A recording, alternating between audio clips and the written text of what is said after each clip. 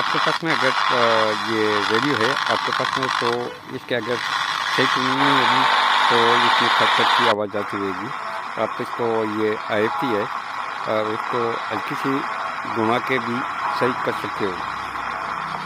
ध्यान रखें ये टूटे नहीं, और ये मीडियम रिच की आपको अप डाउन करनी है, नहीं तो आपका दूसरा कोई सूट होगी तो आपको वापस ठीक नहीं होगा। इस बात का ध्यान रखें।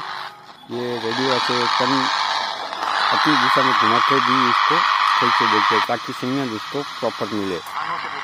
ये देखिए यहाँ से घुमा के भी आपको एकदम साफ आवाज़ आएगी, वहाँ आपको छोड़ देना है। ये साफ आवाज़ आ रही है।